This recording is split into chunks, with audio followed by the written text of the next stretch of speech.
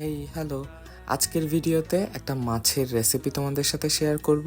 আমার মতো তোমরা যারা মাছ খেতে পছন্দ করো, বিশেষ করে নদীর মাছ যে কী পরিমাণ মজা সেটা একমাত্র যারা নদীর মাছ খেতে পছন্দ করে তারাই জানে।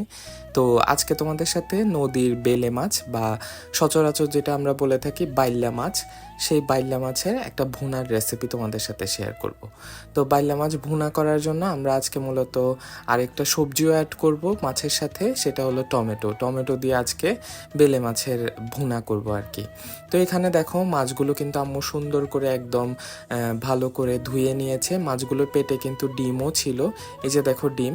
সাথে এখানে আমাদের যা যা লাগবে সবগুলো উপকরণ কিন্তু সুন্দর করে এখানে কেটে ধুয়ে নেওয়া হলো আর কি। তো প্রথমে এখানে কিন্তু দিয়ে দেওয়া হলো পরিমাণ মতো তেল। তোমরা তোমাদের পরিমাণ মতো তেলটা নিয়ে নিতে পারো। তারপরে এখানে 2টা বড় সাইজের পেঁয়াজ কুচি করে নিয়ে রাখা হয়েছিল, সেই পেঁয়াজ কুচিটা দেওয়া হলো। এখন পেঁয়াজ কুচিটা নরম হওয়া পর্যন্ত সুন্দর করে এটাকে ভাজতে হবে। আজকের আমার রান্নার সেটআপটা কিন্তু অনেক সুন্দর, তাই না? তোমরা কিন্তু কমেন্ট করে জানিও আমার এই রান্নার সেটআপটা দেখতে কেমন লাগতেছে ভিডিওতে। তারপরে এখানে পেঁয়াজটা নরম হয়ে গেলে আম্মু এখানে পরিমাণ মতো লবণ অ্যাড করে দিল, যা যতটুকু খেতে চাও দিতে পারো। সাথে এখানে 1 চা চামচ পরিমাণ দিয়ে দেওয়া হলো লাল মরিচের গুঁড়া, আধা চা চামচ করে হলো হলুদের গুঁড়া, তারপরে জিরার গুঁড়া, আর অল্প একটু করে হলো ধনিয়ার গুঁড়া। ব্যাস, এই গুঁড়ো মশলাগুলো দিয়ে একটু হালকা পানি দিয়ে সুন্দর করে মশলাটাকে এখন কষিয়ে নেওয়া হচ্ছিল। মশলাটাকে একটু ভালো করে নেড়ে চেড়ে যখন এটা উপর থেকে তেল ভেসে আসবে তখন তোমরা বুঝতে পারবা যে মশলাটা সুন্দরভাবে কিন্তু কষে আসছে। এই সময়টা মূলত 5 থেকে 6 মিনিট সুন্দর করে একটু রান্না করলেই কিন্তু মশলাটা কষে আসবে। এখন মাছগুলোকে উপর থেকে সুন্দর করে বিছিয়ে দেওয়া হলো। খেয়াল রাখতে হবে নাড়ার সময় কিন্তু অত বেশি জোরে সোরে নাড়া যাবে না, যেহেতু মাছটা একটু নরম প্রকৃতির মাছ, তাই একটু অল্প হাতে একদম সুন্দর করে মাছটাকে একটু আলতো হাতে নেড়ে চেড়ে দিতে হবে। একদম সিম্পল পদ্ধতিতে আম্মু এই যে মাছের ভুনাটা করে আমার যে খেতে এত বেশি ভালো লাগে, মানে অত বেশি মশলাও থাকে না, কিন্তু মাছের যে আসল টেস্ট বা ঘ্রাণ সেটা কিন্তু খুব সুন্দরভাবে থাকে।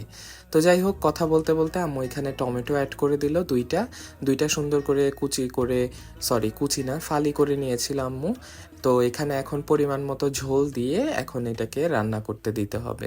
এই যে দেখো আম্মু কিন্তু অত বেশি জোরে সোরে নাড়ছিল না, জাস্ট হালকা হাতে ও সুন্দর করে মাছটাকে মশলার সাথে একটু ভালো করে মাখিয়ে নিল। যাই হোক, এখন উপর থেকে দিয়ে দেওয়া হলো কাঁচামরিচের ফালি।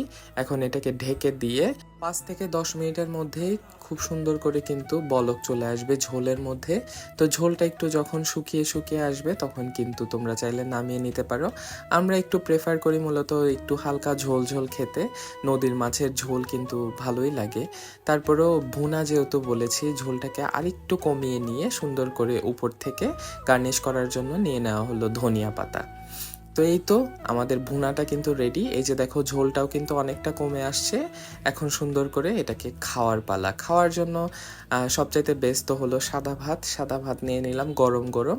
এখন ঝোলটা দিয়ে তারপর মাছের যেই পেটে ডিমটা আছে, আমি মূলত ওইটা বেশি খাওয়ার জন্য এক্সাইটেড। দুপুরবেলার লাঞ্চের মেনুতে এরকম যদি একটা মাছের ভুনা থাকে টমেটো দিয়ে, তাহলে আর কি অন্য কিছু লাগে তোমরাই বলো। তো আমি কিন্তু খেয়ে নিই, তোমরাও কিন্তু বাসায় এইভাবে ট্রাই করতে ভুলো না। আর তোমরা কমেন্ট বক্সে কিন্তু জানাতে পারো তোমরা এই বেলে মাছ বা বাইল্লা মাছ যেটাই বলি না কেন তোমরা কিভাবে খাও। তো আমার আজকের রেসিপিটা কেমন লাগলো অবশ্যই কমেন্ট করে জানিও। আর আমার রেসিপিটা যদি ভালো লেগে থাকে অবশ্যই একটা লাইক কমেন্ট আর শেয়ার করে দিতে ভুলো না। আর যদি ইউটিউব চ্যানেল থেকে দেখে থাকো অবশ্যই আমার চ্যানেলটা একটু সাবস্ক্রাইবও করে দিও। তো তোমাদের সবার সাথে দেখা হবে পরবর্তী ভিডিওতে। সে অবধি সবাই ভালো থেকো। আল্লাহ হাফেজ।